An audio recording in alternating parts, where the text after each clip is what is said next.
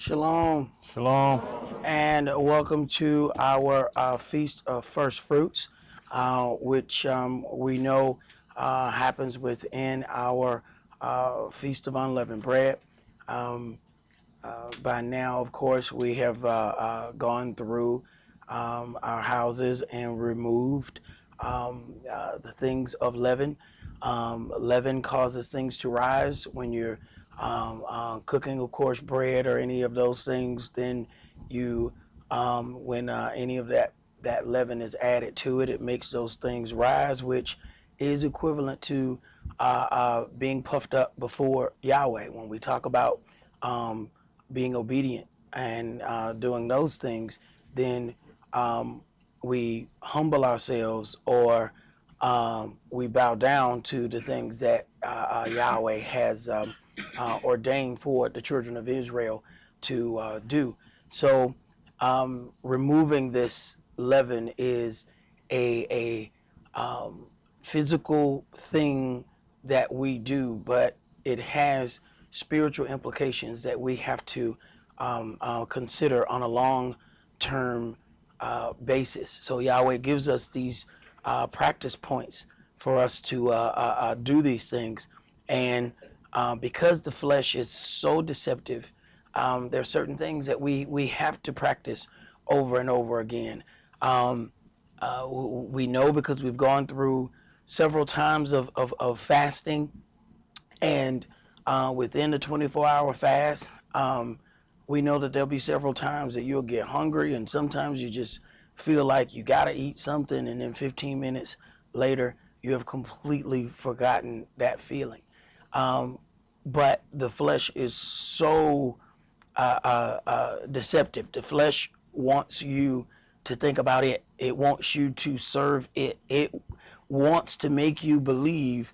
This is why we always feel like our pain is more than anybody else's pain, because you're wrapped in the flesh that's closest to you. So everything that is concerning you seems like it is way more sensitive, is way more important. But what other people have gone through feels the same way to them. And at some point, we have to come outside of ourselves and everything that we feel, so that we can feel somebody else's pain and feel what other people have gone through. And some of those things, we might have been the ones that inflicted it. So we have to consider those things, and this practice of going through this year by year is a very necessary thing, because even though we've gone through the fast over and over, it seems like you get reintroduced to the same thing each time you go through that yearly fast. It's like you remember it all over again. Like, yeah, this flesh is deceptive. Yeah, I really don't have to have this right now. You have to be reminded of it, because we are accustomed to organs of the heart, the lungs, and all of these things, but it never does occur to you that your flesh is the biggest organ in your whole body. It is the only organ that covers everything of your body. So it is constantly wanting you to do certain things and kind of leading this thing. But just because it is the largest organ that covers all over your body, you have to understand that you cannot allow it to control you. We're going to begin tonight in Leviticus chapter 23. Leviticus chapter 23, and we're going to read verses 9 through 14.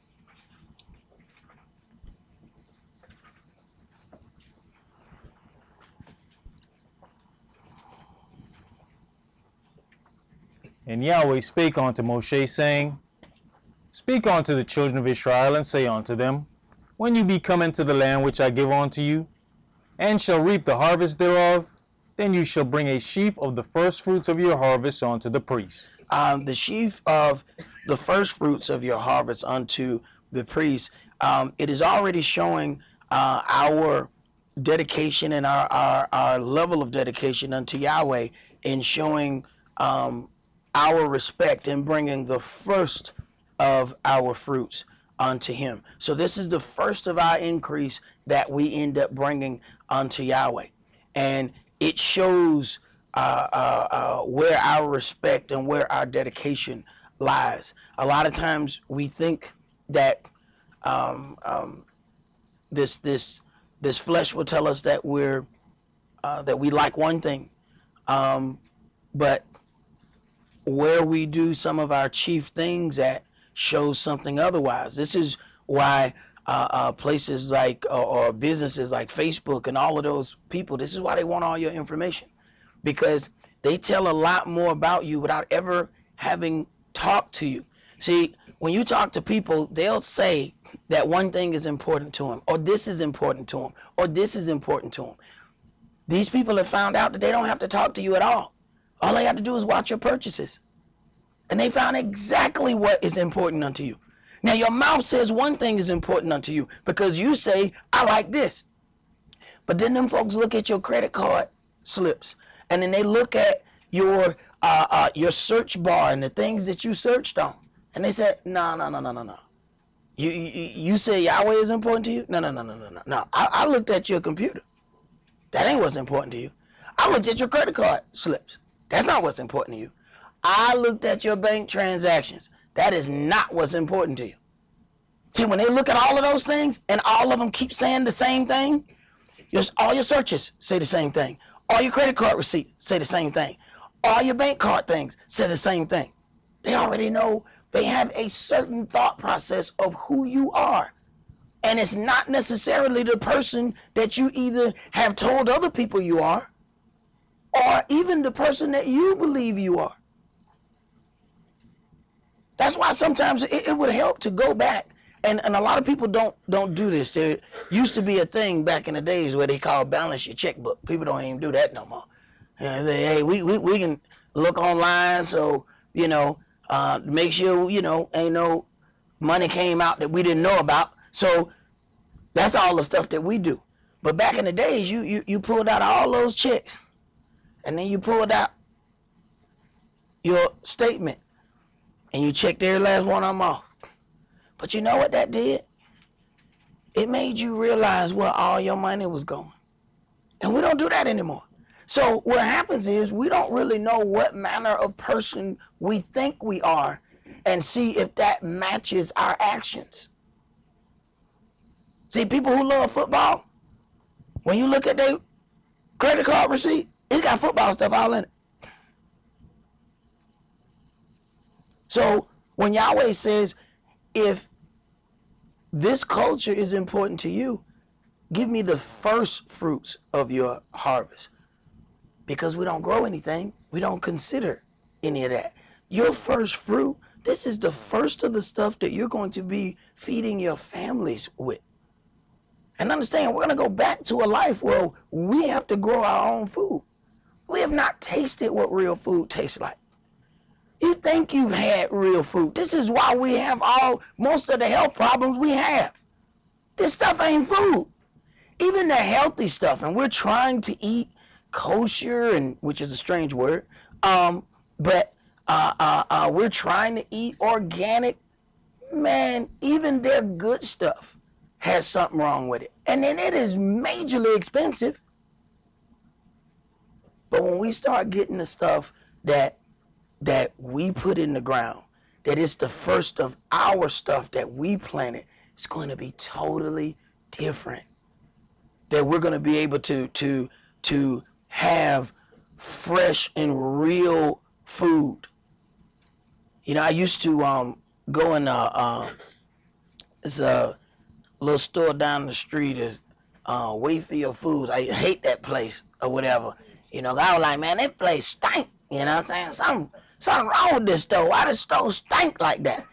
But see, what I didn't know, they had real butchers in those stores. See, if you go back to where a real butcher was in the store didn't smell that good, because they making fresh cuts of meat back there. Well, you know, because we all into our convenience, we would rather go into a store that smells better than to go somewhere where they have fresh cut meat. And I didn't know no better. You know, I was like, yeah, I don't want to go in the stinking store. But then you start figuring this stuff out. No, I need to go in that store that stink.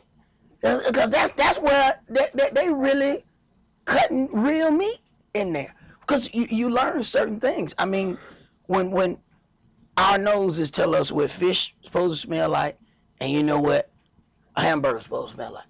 Now, if somebody put a hamburger on your plate and it smells like fish, something wrong with that hamburger. There's something seriously wrong with that hamburger. I advise you not to eat the hamburger that smells like fish. Don't eat, because it doesn't match what it's supposed to be. All the stuff that they have been giving us has been doctored up to make it look like it's supposed to look. So there's certain things that we even read that they seem like just a small thing, but this is going to be a glorious situation that we would be able to have our own fruit that we have grown, that we have produced. When I was growing up, there was a fruit tree in every yard. All we had to do was walk home from school, and you had a fruit basket by the time you got to the house. Because you grabbed a couple of these, a couple of those, a couple of these, a couple of those, a couple of these, and now you at home, you know already had all these fruit. These kids don't know what fruit trees look like. The only way they seen fruit was in Walmart. There ain't no more fruit trees. When I ride around, I don't even see anymore. Like, what did we do with all of those things? So there's a whole culture that we're going to have to embrace, and we really don't understand just how beautiful that's going to be. Because when you're in control of your food source, that is where the bulk of your health come from. See, we think if you get insurance, if you get those things, no, the bulk of your health starts with your food. And it was interesting. I was just talking to Ephraim, and he said he talked to somebody the other day, and I had heard some things about it earlier before, that they were going to cut out food stamps and just start giving people food. Hey, man. Hey. And that is the quickest way to put, and you think about it. Hey, if they just give you food stamps, you can go anywhere and get food. But if they give you food, we know exactly what can happen. They know which food is going to which neighborhoods. So we read this and just go past it and don't understand the beauty of you will be providing your own sustenance. Go ahead. Leviticus chapter 23 and verse 11. And he shall wave the sheaf before Yahweh to be accepted for you. On the morrow after the Shabbat, the priest shall wave it. So this sheaf of the first things that we have produced, this is why your Passover then has to come in this season, because it can't come outside of season. You don't have any growth. So you have your Passover. The next day is the first day of Feast of Unleavened Bread, which is your Sabbath. The next day after the Sabbath is the Feast of First Fruits. The third day, Passover, Unleavened Bread, Feast of First Fruits. So this whole thing of Resurrection Sunday is a hoax. It never needed to be done. There was already a holy day for the day that Christ rose. It was called First Fruits, and it was set from the foundation of creation. He already knows what he has to do once the sin is done in the garden. At that point, all of this is known what's going to happen. Yahweh does a sacrifice in the garden and still doesn't tell them anything about the sacrifice. And neither y'all know what needed to happen. You ain't going to be able to comprehend it anyway. That's like a parent trying to explain to the child the light bill and the gas bill. You ain't gonna understand that. Don't worry about that. When you hit that light switch, do the light come on? All right then, whatever it is. Don't worry about nothing there. You're not going to be able to understand this. That's not, on your level at that point. So Yahweh had already set forth this sacrifice, even though they had sinned and didn't understand the law concerning sacrifices didn't come to some time later. And that was still a schoolmaster to lead us to the Messiah. Go ahead. And you shall offer that day when you wave the sheaf and he lamb without blemish of the first year for a burnt offering unto Yahweh. And the meat offering thereof shall be 2/10 deals of fine flour mingled with oil, and an offering made by fire unto Yahweh for a sweet savor.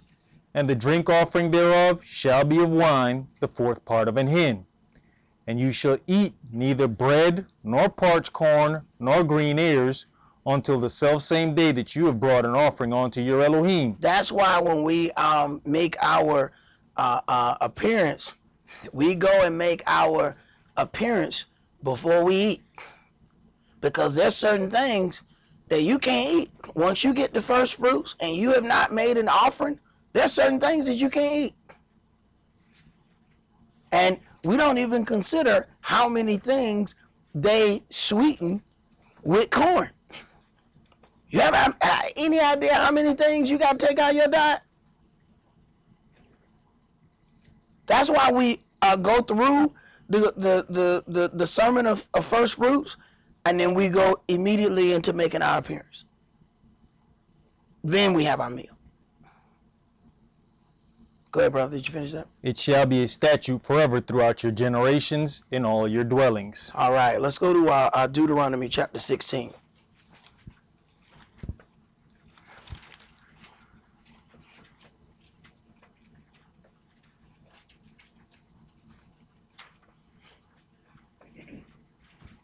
See, you know the way that they do taxes now, the tax man make sure you know of his importance, because he now take his stuff out before you get your check. And it's easier for us to deal with that, you know, when we don't see it. But we don't consider that taxes was not that way in the beginning. They decided because of one of the world wars or whatever that they needed the money quicker. So they then started having people, instead of paying the tax at the end of the year or anything like that, you know, we need the tax money now, you know, because of the war. Ain't been no war in quite some time. They still take that stuff out of every check. And see, this is what ends up happening. Some kind of reason is given for a change, but then it never goes back to what it was before. Deuteronomy chapter 16, and let's read verses 16 and 17. 3 times in a year shall all your meals appear before Yahweh your Elohim in the place which he shall choose. In the feast of unleavened bread. That is where first fruits is. First fruits is in the feast of unleavened bread. Go ahead. And in the feast of weeks. This is also called Pentecost. Go ahead. And in the feast of tabernacles. Mm-hmm. And they shall not appear before Yahweh empty. They shall not appear before Yahweh empty. When you go before a king, you always bring something when you go before a king. Go ahead. Every man shall give as he's able, according to the blessing of Yahweh your Elohim, which he has given you. And this is what I tell people. No one can tell you what you are able to give. But I tell people, no matter what, within the time to make that appearance, if it ain't but $1, you don't ever make an appearance without anything. If it ain't nothing but 4 quarters, you do not make an appearance without giving something. See, these are things that we participate in, but then you have to understand something. These are the very things that's going to take care of Israel when we get in our land. See, all the nations going to have to come and then give those offerings and bring those offerings up to Israel. All our labor as far as that is going to be done. We're not working no more. That's why I tell people, I don't mind working now. Because I know later on I ain't working. They said the son of the alien shall be your vine dresser. Yeah, I'm gonna have a garden. I'm gonna have a vineyard, But I ain't gonna be messing with that stuff in there. I'm just gonna be telling you know. I think they right there. Get that little piece. That's a little fruit that fell. Get that. There you go. There you go. No, I'm not doing that. I'm not doing that. See, I'm putting in my labor now. I'm not working later. Go ahead, brother. Did you finish that? Yes. All right. Let's go to Job chapter 1.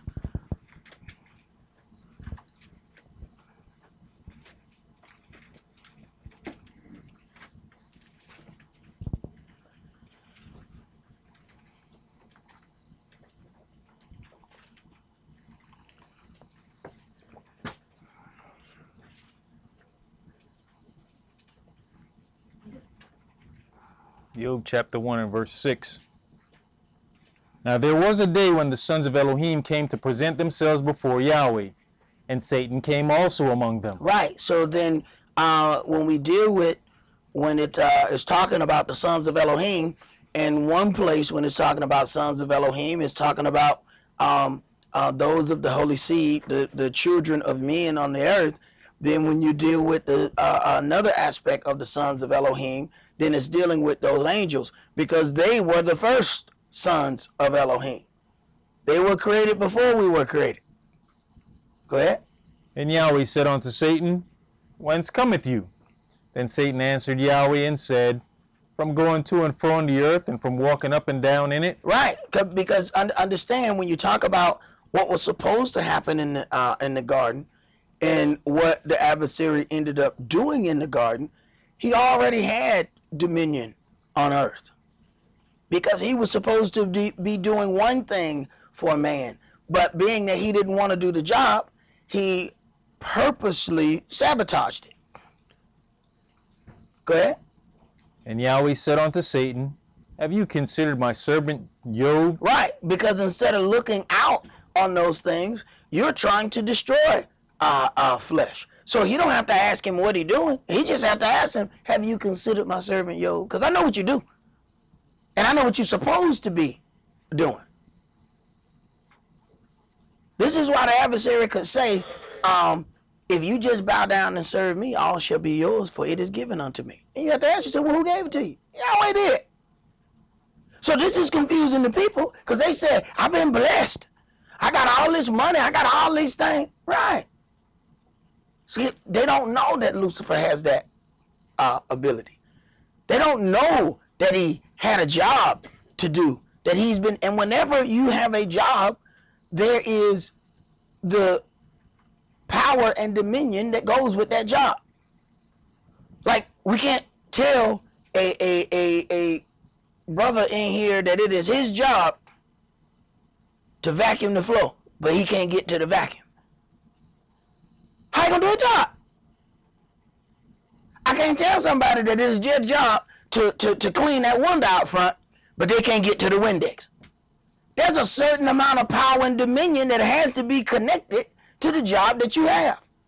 This is why it says that we read in the oracles, I have put an angel to lead you in the way. Do not provoke him, for he will not pardon your transgression, for my name is in him. Meaning he already has the dominion, the power, and the authority to do whatever it is he needs to do. He ain't got to come back to ask Yahweh, Yahweh, can I destroy Esaac? Because I told Esaac to go left, and Esaac went right. He ain't got to go back and ask Yahweh jack. Y'all just look up and my head won't straighten up. And where am I? Yeah, I think they just slammed something on his head. He ain't got to ask, nobody. And Yahweh will see it come. Oh, he about to get him. Oh, he done got him. Done deal. I told him, don't mess with that angel. I told him he need to learn how to obey. I told him he need to learn how to follow. Go ahead. That there is none like him in the earth, a perfect and an upright man, one that fears Elohim and escheweth evil. All right, jump to Job chapter 2 and start at verse 1. Again, there was a day when the sons of Elohim came to present themselves before Yahweh. So then we have then a second appearance happen. Again, there was a day when the sons of Elohim came to present themselves. Now, we're talking about one thing has already presented itself in chapter 1. Now there's another appearance, and all of the sons are to make their appearance. And now there's another assault being about to be made against this man, but it keeps happening at the point of these appearances, because the son is going to have to present himself before the Father Yahweh. Go ahead.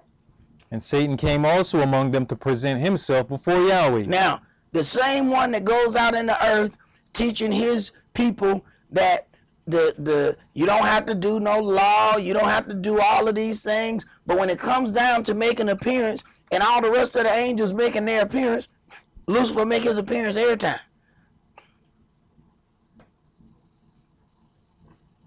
You wonder when it come time for Passover, which is the beginning of our season, and our first appearance is about to come, we have the most problems right there in that area. And it seems like that first one is harder than the rest of them. But understand, the adversary of the devil on his way to make his appearance too. And I think he's slapping us all the way on the way up to go see y'all. Get out the way. Move. What is your problem? He gonna make his appearance, but he gonna get all his people to make sure they don't make theirs. Go ahead. And Yahweh said unto Satan, From whence cometh you? And Satan answered Yahweh and said, From going to and fro in the earth, and from walking up and down in it. And Yahweh said unto Satan, Have you considered my servant Job, that there is none like him in the earth, a perfect and an upright man, one that fears Elohim and escheweth evil, and still he holds fast his integrity, although you moved me against him, to destroy him without a cause. And you have to consider some of the things that ended up taking place within that when your family is attacked. There was fire that shot down out of heaven. And when the servants ran up, they said, the fire of Elohim have came down and burnt them up. So they see this this event that looks weather related, this event that looks like it has come out of heaven, but it is the adversary of the devil that has made fire shoot out of heaven to burn up people. And we have to consider that, because we're getting toward a time where this adversary is going to be ejected and no longer allowed to go up and down. You notice what's happening. He's going to and fro in the earth. Well, he all right, as long as he can keep going back and forth. Once Yahweh say you can't come back here no more, then all hell break loose. And we are getting very close to that time. Let's go to Acts chapter 18. So these appearances are more important than we could ever imagine. You know, when something happens, especially when it's, you know, a pretty tumultuous thing, the last thing you want to do or want to have to do when something goes wrong is to be in the process of trying to explain who you are. When you're trying to get protection from Yahweh or from anybody. You want it to be at that point that you show up and say, oh, okay, that Caleb. Oh, okay. You don't want it to be like, who are you again? So you busy trying to explain who you are while you trying to get away from this thing that's trying to kill you. That's a pause I don't want. See, I don't want to get caught at the door while they check your credentials. And explain to me again who you are and what. Oh, is that a seat right there? Yeah. So last thing you want to be having to do is to explain your credentials. We have this point where there are appearances. You want it to be at a situation where you have made those appearances Yahweh has seen you. Yahweh has heard your prayers for your family, and it is a part in how order is set within a holy setup that he commands all the males. He understands that they're females in a family. When he's talking about order and how things are supposed to go, he commands those males to come and make an appearance before him. And those women that are either unmarried or widows or fatherless, then Yahweh stands, or Yahshua stands in that stead for you. So this order is for a reason. Like he said before, all of the firstborn belong to him. Then later on, he said, you know what? I'll take the Levites as mine. Instead of all of the firstborn, the Levites belong to me. So when you get down to even the breaking down of land in Israel, the Levites didn't have land. He said, no, they mine. Y'all got work to do. Go ahead. Acts chapter 18 and verse 18. And Saul after this tarried there yet a good while, and then took his leave of the brethren, and sailed thence into Syria, and with him Priscilla and Aquila, having shorn his head in Cenchrea, for he had a vow. And he came to Ephesus, and left them there. But he himself entered into the synagogue, and reasoned with the Yehudis. Right. So he's shorn his head in Cenchrea, for he had a vow. So at the accomplishing of a vow or those things, they shave off all their hair, and people automatically know that they have had some kind of vow that was going on. Go ahead. Acts chapter 18 and verse 20. When they desired him to tarry longer time with them, he consented not, but bade them farewell, saying, I must by all means keep this feast that comes in Jerusalem. Right. I must by all means keep this feast that comes in Jerusalem. Now, this is the New Testament. People tell you, well, the Sabbath is done away with, the feast is done away with. Wait a minute. Saul is the one that taught every Christian. There is no Christianity without the Apostle Paul, who they call Paul. His name is Saul. There is no Christianity without him. He is the one, the majority of every letter that's there is his. He tells them, I must by all means go to keep this feast. Why? He's not going to miss making his appearance if he can help it. And understand something, making some of these trips, you know, them making a trip ain't like us making a trip. We got mass transit nowadays. Take a long time to ride a donkey, bro. Take a long time to ride a donkey. Hey man, we can jump in our chariot. We got 300 horsepower. We got 300 horses. They had one horsepower. And then when they say 1 horsepower, that's real. It's like 1 horse. It ain't but so fast. You gonna ride that 1 horse, and you have to stop and give him some water, then give him some rest. You got 300 horses.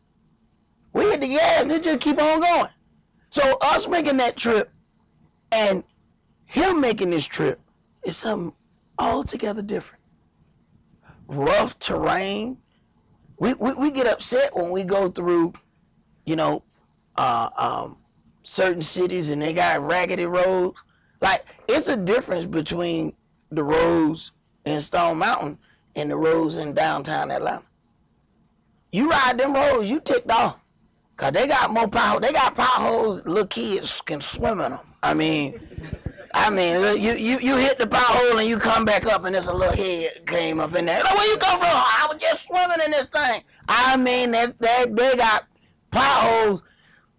I hit some potholes in Atlanta that made me say some ungodly things once my car came back up out of it.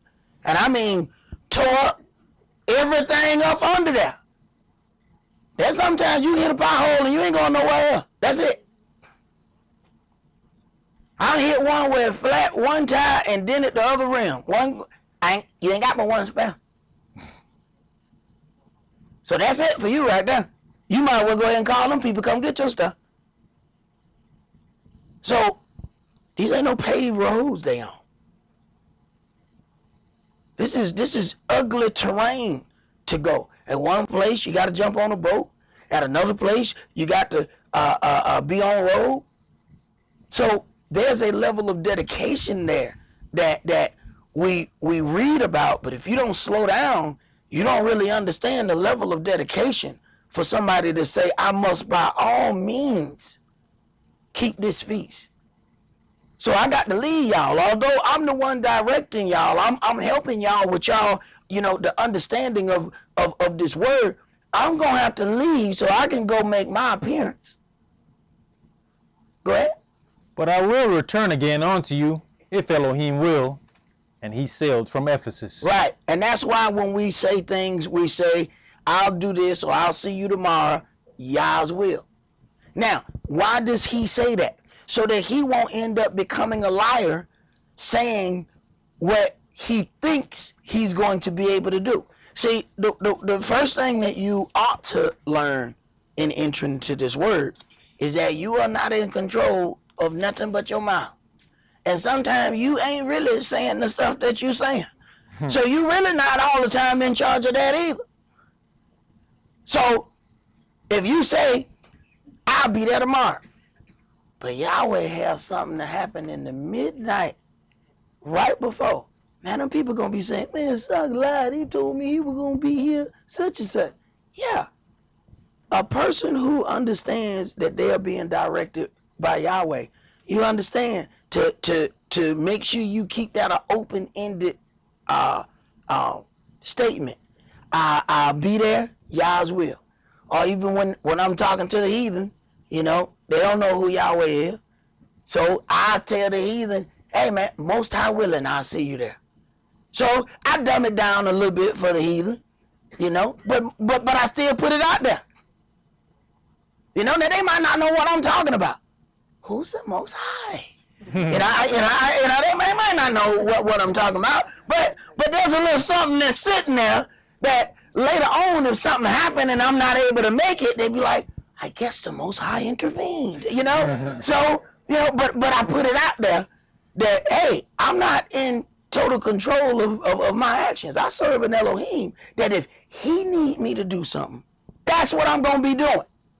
I know I plan on meeting you. I plan on having a conversation with you. I plan on doing such and such. But if Yahweh direct me, Sock, I need you in Kansas in the morning, I'm gone. I thought Sock was over here. Apparently not. And if you have to, just even saying it and getting accustomed to it is a place of humbling yourself unto Yahweh and letting him know, I am open to what you need me to do. Go ahead. That was it. That was it. Let's go to Zechariah chapter 14.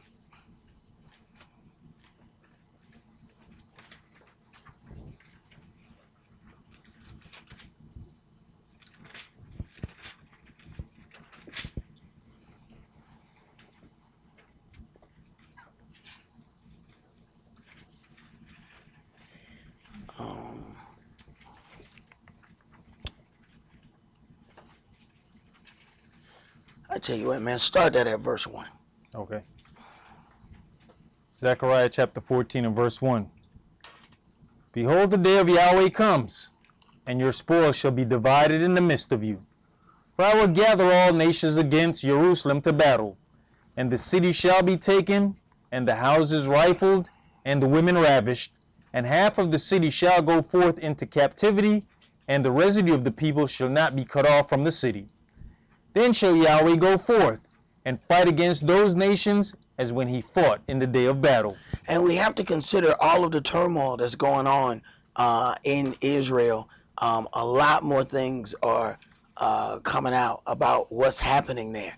And it is leading up, this information is causing a lot of those people who was just always pro-Israel, they were taught to be pro-Israel no matter what. No matter what they did, no matter how many people they killed, any of those things, to still be pro-Israel.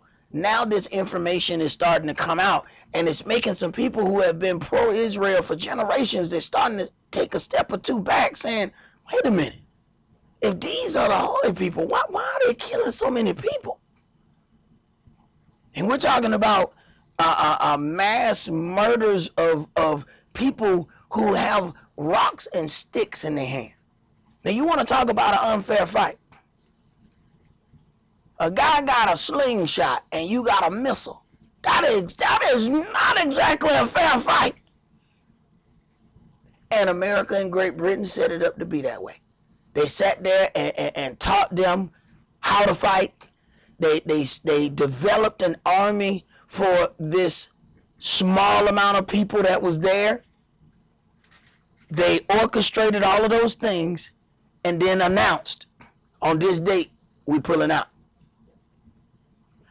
But we're going to leave you with all these weapons, all these missiles. Now, they've already taken all the weapons from all the other people. And then they announced as they were backing up. So they basically just announced the slaughter date. And that's exactly what happened as soon as they pulled out. They knew exactly what they were going to do. But this way, America can claim that they were, we're innocent of this thing. But they're the ones that taught them what to do. And every time America get a new weapon, so does Israel. If anybody in the Middle East gets a certain weapon, Israel has to have the same weapon, but they don't have to pay for it. America got to give it to them. So that's the contract, the open-ended contract that has been given. That's why they can walk around in the Middle East and act like a big bully.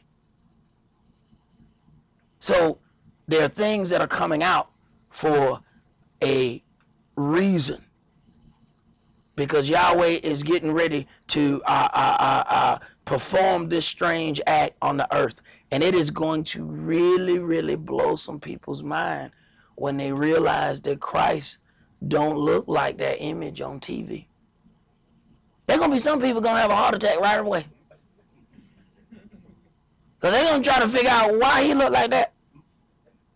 Because we've been shown this image all our lives of what Christ looked like. And it's really going, but see, that's how Yahweh tests the hearts of men. When people figure out that you've been doing good and sending money to all the wrong people, while you were mistreating my true people. Go ahead. Verse 4. And his feet shall stand in that day upon the Mount of Olives, which is before Jerusalem on the east. And the Mount of Olives shall cleave in the midst thereof toward the east and toward the west. And there shall be a very great valley. And half of the mountain shall remove toward the north, and half of it toward the south. So then we're looking at a pretty powerful earthquake when Yahshua returns then. Go ahead. And you shall flee to the valley of the mountains, for the valley of the mountains shall reach unto Esau. But ain't that what happened when he was crucified? Yep. Okay. And didn't he leave from the mount called Olivet? Mm-hmm. Okay. And when he returned, the same things happened. Yahweh is an Elohim of order. So if you're trying to figure out what things are going to happen, because we can read all through this and study it, you'll never know everything that's going to happen and how it's going to happen. But understand that Yahweh is a Elohim of order, and he does the same things. So when he starts setting it up, do know that the second time is going to be like the first. This is why he says, I'm going to send you into Egypt again. And here it is, we're in this place, and Egyptian monuments are everywhere. They say that they worship a Christian God here, but on the back of their dollar is the all-seeing eye of Horus, an Egyptian god. Now, hold on. If the most circulated part of your currency is a dollar, because even the broke man can have a dollar. It ain't like they put it on a $100 bill and there ain't that many people see a $100 bill. Everybody see a dollar bill. Why is there an Egyptian god on the back of it? with the pyramid. But you said you were a Christian country. What's with the Egyptian God thing? So when Yahweh says, I'm going to send you into Egypt again, he knows exactly what he's saying, and he is going to repeat those things. So even the coming out is going to have to come out a certain way. Consider when they were told to, all right, now it's time to leave this place. Now borrow of your neighbors. Now imagine the people who escaped from Egypt early, right? And then all these people come out in the wilderness, and we all got on diamonds and gold, and they trying to figure out, where y'all get all that from? Oh, you left too early. You left too early, blind. We got ring on everything, you know what I'm saying? And you know how we act when we got rings on. We talk with our hands. What's happening, bro? What's happening? What's up, bro? Yeah, man, we don't go over there. You know what I'm saying? We buy what? You know, they trying to figure out where you get all this stuff. You shouldn't have left. You left at the wrong time. Daddy told us what the punishment was. You left early. That's why you ain't got none of this stuff. See? Go ahead. Yes, you shall flee, like as you fled from before the earthquake in the days of Uzziah, king of Yehudah. And Yahweh my Elohim shall come, and all the saints with you. And it shall come to pass in that day that the light shall not be clear nor dark. But it shall be one day which shall be known to Yahweh, not day nor night. But it shall come to pass that at evening time it shall be light. And you talking about a strange time. I remember when that last eclipse came. Hey man, that was strange. That was some strange daylight. That was, and I'm telling you something. It messed with your whole thought process there for a second. When it just all of a sudden get dark, and then it start back getting light, but it's strange light. That whole time was, it was at a point, and at one point I was driving. I was like, hey man, I ain't never been in there like this right here. And I've seen eclipses before, but this last one was strange. And I mean, it didn't look like day or night. It was strange. And some people was, you know, they might have been at work or at school. They missed it or whatever because it didn't last long. But I'm telling you, it looked strange. And that was a short period of time. When you talk about when it's supposed to be nighttime, that it turned light, it's going to be some strange thing. You don't really think about what that does to your thought process. In certain parts of the world where, because of where they're located, it's like dark for an enormous amount of time. Man, them people have a high suicide rate. In places where it's like a whole lot of rain and stuff like that, their suicide rate is high. And see, we don't consider how much climate affects, you know, your mood and how you operate. We as a people were built to be around high sun area. Well, just being in a place where the sun is not as strong as it is in the Middle East, that automatically affects our body because now we're not, melanin blocks sun rays. It blocks the sun. Well, it's supposed to block yours because you're supposed to be closer to it.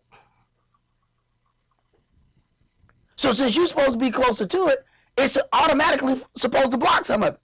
So what happens when I take you out of that environment and put you in a place where there's not as much sun? Now you're still blocking the sun. But now you're not getting what you're supposed to get. So some people get cancer because they in too much sun. We get cancer because we ain't got enough. Because your body saying, well, you ain't supposed to be here. We're supposed to go out in the sun more than anybody. Because your melanin is automatically blocking it.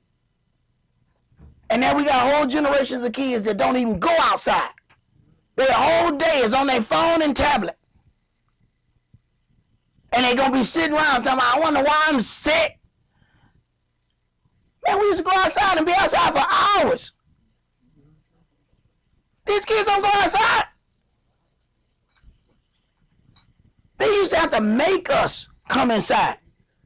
When you saw the street light, uh-oh. It was a race to get to the house on that bike, Jack. Because you had to hurry up and get home when that street light came on.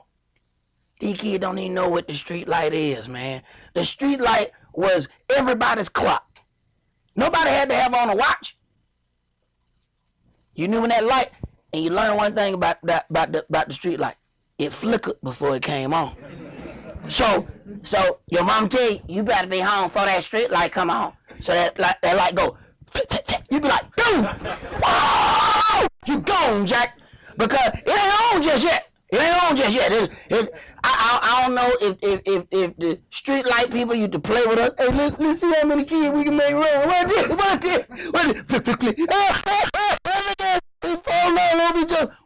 I'm talking about you see kids.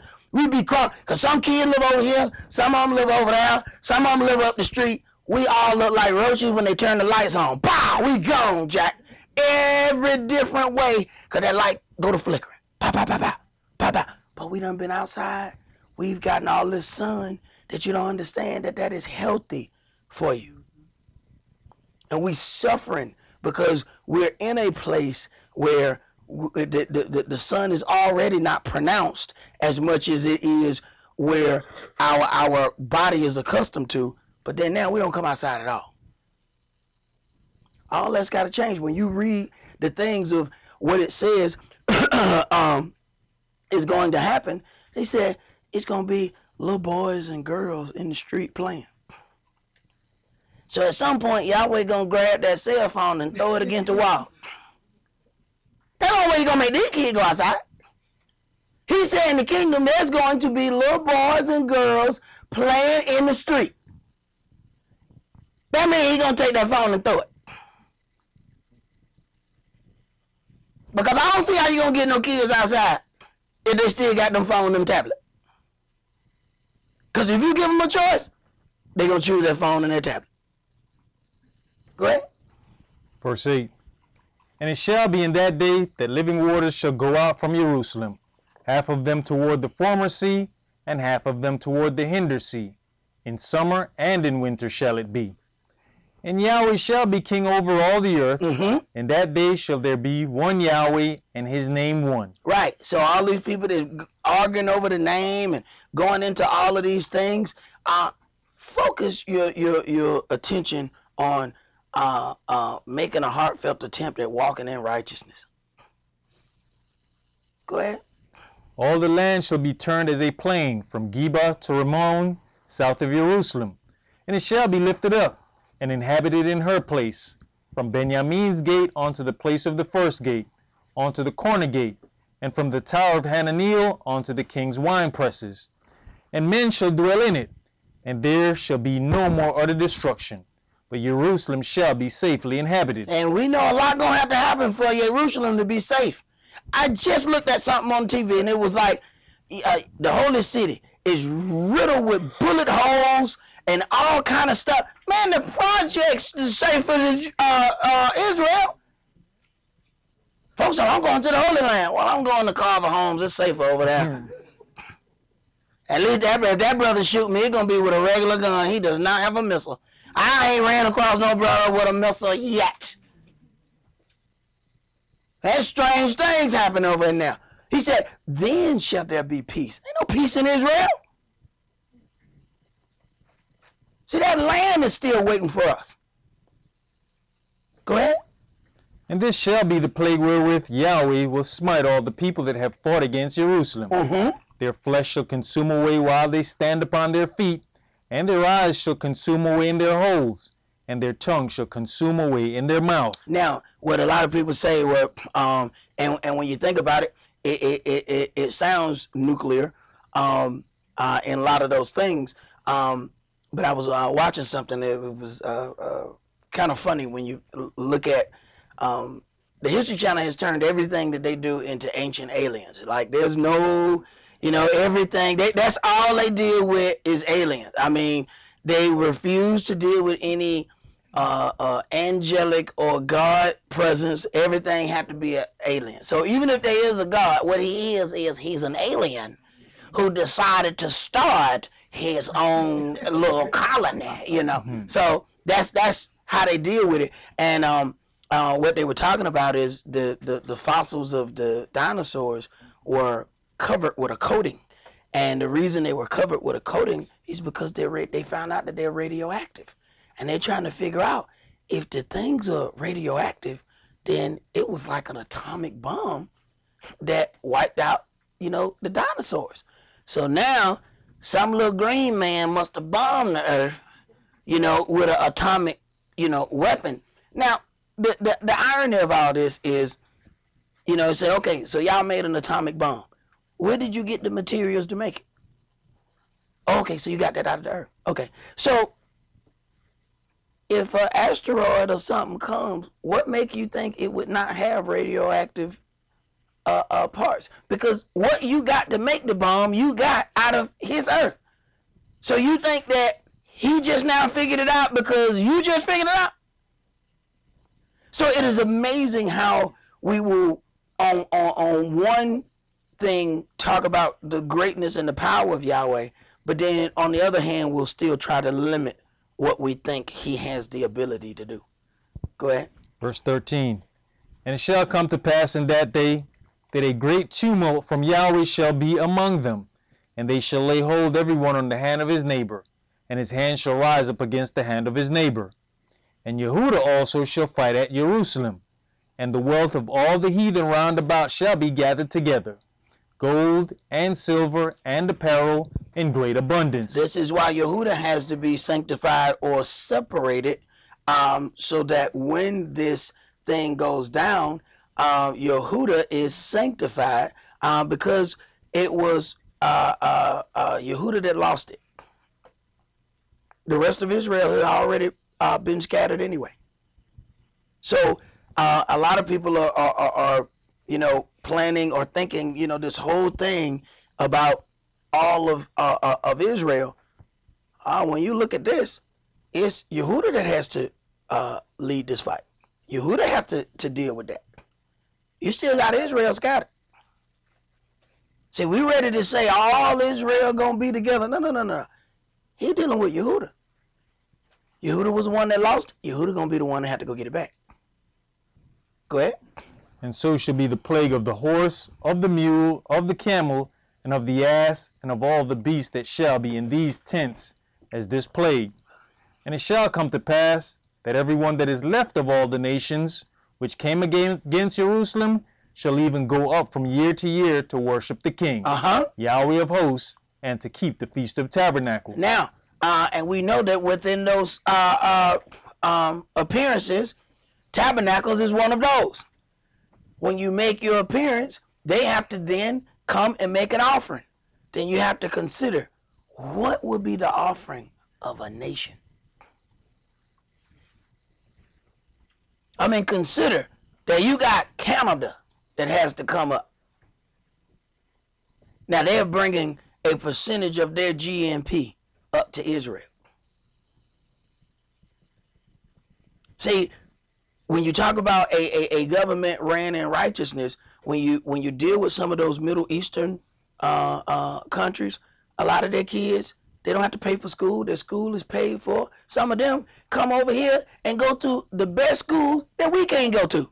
And they here. They go to Harvard and Princeton.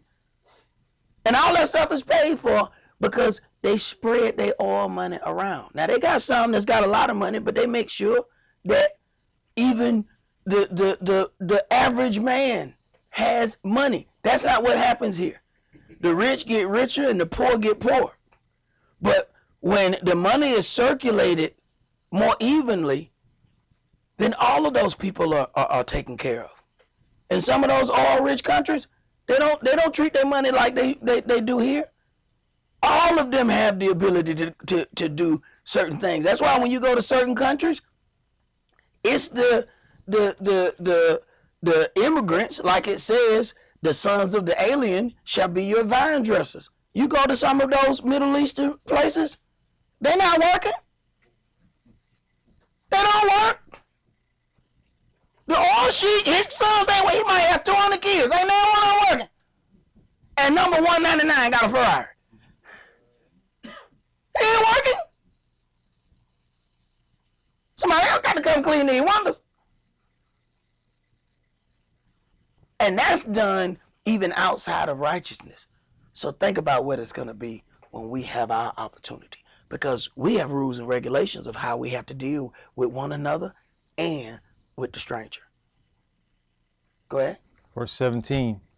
And it shall be that whoso will not come up out of all the families of the earth unto Jerusalem to worship the King, Yahweh of hosts, even upon them shall be no rain. And if the family of Egypt go not up, and come not, that have no rain, there shall be the plague, wherewith Yahweh will smite the heathen that come not up to keep the Feast of Tabernacles. So if you don't want to honor my people and come and make your appearance and bring your offering, then you're going to start receiving these plagues. But like I said the other day, it's a difference between doing something and accepting the power of Yahweh on your own and then him having to make you do it. Go ahead. This shall be the punishment of Egypt and the punishment of all nations that come not up to keep the Feast of Tabernacles. All right, let's go to 1 Corinthians chapter 15.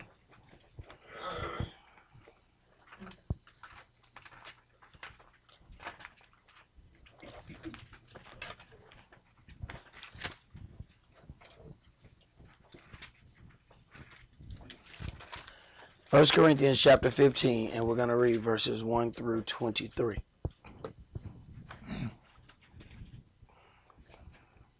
Moreover, brethren, I declare unto you the gospel which I preached unto you, which also you have received, and wherein you stand, by which also you are saved, if you keep in memory what I preached unto you, unless you have believed in vain. For I delivered unto you first of all that which I also received, how that the Mashiach died for our sins according to the Scriptures, and that he was buried, and that he rose again the third day according to the Scriptures, and that he was seen of Cephas, then of the 12. Right, and we know Cephas is Peter's real name. Go ahead. After that, he was seen of above 500 brethren at once, of whom the greater part remain unto this present, but some are fallen asleep. Right, and once again, they mention death as sleep. They haven't ascended up into heaven. They haven't done anything. They are asleep in the grave. And Christ said the same thing over and over. Yet we still have been given this fairy tale thing that we received on Sunday morning about what happens in death. But this book says the same thing over and over and over, that they sleep. Go ahead. After that, he was seen of Jacob, then of the 12 apostles. And last of all, he was seen of me also, as of one born out of due time. For I am the least of the apostles, that I am not meet to be called an apostle, because I persecuted the church of Elohim. But by the grace of Elohim, I am what I am. I am what I am. I did those things in unbelief, and he was persecuting the church and felt right about what he was doing at the time that he was doing it. But when he received his direction, he changed wholeheartedly, all the way, and put all of his resources, everything that he then knew how to do, was now available for Yahweh's service. The languages he knew how to speak, the dual citizenship that he had. See, having the citizenship of being born abroad is, especially during these times, that is of great value. Because now having that dual citizenship, he's able to do some things that some of these other disciples and some of those other brothers would have never been able to do. It's something altogether different when you got your paperwork right. And that paperwork was right at birth. He didn't do anything to get the paperwork right. He just happened to be born there. So since he was born abroad, he got these papers. And they said, wait a minute, you a Roman? That's why they said, man, with great sum I obtained this. He said, yeah, but I was free born. I was born with these papers. So now that means y'all got to deal with me a certain way. See, when you got your paperwork, people run up on that. I'll be trying to tell these young kids that want to dress with their pants hanging all down, you know, hanging all off the butt, and then they walking all kind of crazy. Let me tell you something. The police automatically know he ain't got to respect you. And there's a certain amount of times he gonna already bounce you off that car. Cause see, your attire says, please slam me upside the vehicle. I like it. When somebody dress in culture, man, the police ain't running up on them people, throwing them people up against the car, man. Throwing them all on the ground and sticking their foot in their back. No, they just do that to people who look like Pookie and Ray Ray. And when you got that Pookie and Ray Ray look, go ahead and know you're going to eat just a tad bit of dirt. He going to slam you upside that car. Because you look like you got a different mentality. And he going to treat you like that. There has to be something that separates us. This whole part of even dealing with this Passover. Yahweh says, mark over your door with the blood of the Lamb. So I know, and that destroyer who I have ordained to go, he know not to come near you. So we have to ask ourselves, what are we doing that's going to make us look different when that angel comes? Because judgment happens to all. Rich, poor, no matter what nationality you are, white, black, it don't matter. Judgment is going to come for all of us. So when judgment comes, what are you doing to make sure that that destroyer don't come to you? Go ahead. And his grace which was bestowed upon me was not in vain, but I labored more abundantly than they all. Yet not I, but the grace of Elohim which was with me. Therefore, whether it were I or they, so we preach, and so you believed. Now if the Mashiach be preached that he rose from the dead, how say some among you that there is no resurrection of the dead? But if there be no resurrection of the dead, then the Mashiach is not risen. And if the Mashiach be not risen, then is our preaching vain, and your faith is also vain.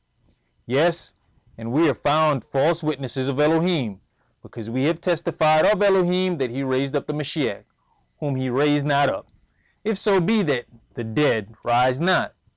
For if the dead rise not, then is not the Mashiach raised.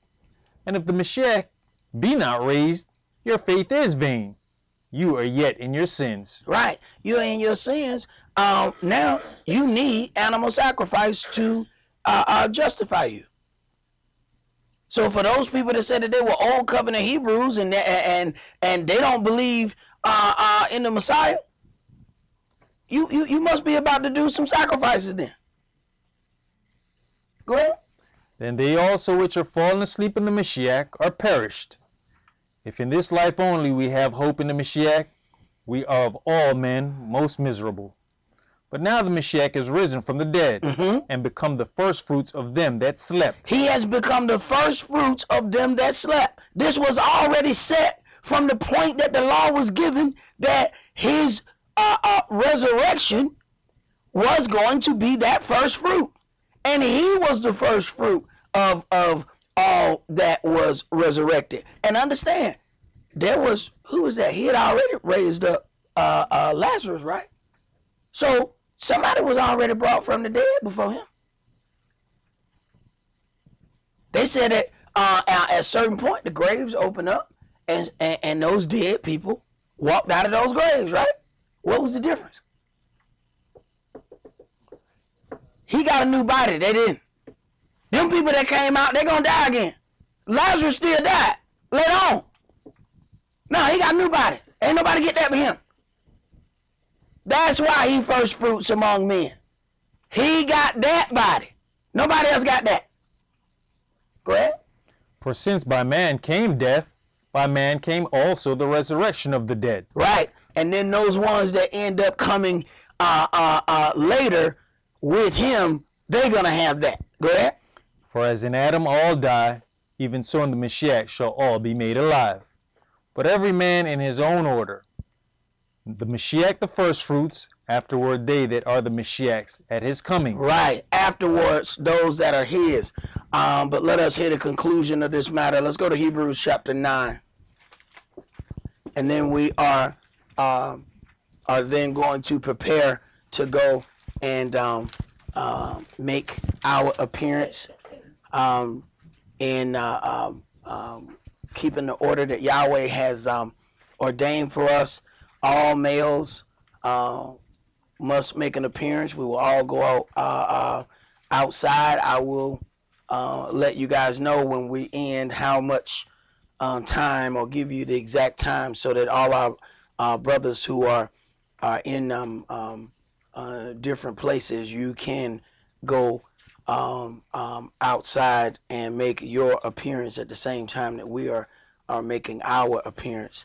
And I want to say thanks to Brother Keith and Charles and Sister Althea. They sent us some wine. They was messing with me, talking about I was drinking some cheap wine. So you know, they gonna and you know, Charles and them, they military, they be all around the place or whatever. So you know, they you know, they came across some better wine. So they told me I was drinking some cheap stuff, that champipple, you know. So yeah, they were gonna talk about my little champipple, but you know, I'm broke, you know. So you know, I understand my budget, you know. But they did send us some good wine, and we will be setting it out tonight. So thank y'all for that. And Charles, aka number 2, because he was our second Gentile baptism. Becky was number 1, so Becky gave him the number 2. I don't know why. So if y'all got an issue with Charles being number 2, y'all talk to Becky. She did that. All right, Hebrews chapter 9, and let's start that at verse 1.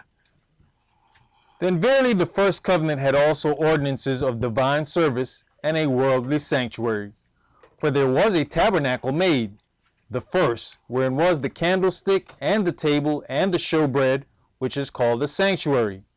And afterward the second veil, the tabernacle which is called the holiest of all, which had the golden censer and the ark of the covenant overlaid round about with gold, wherein was the golden pot that had manna, and Aaron's rod that budded, and the tables of the covenant.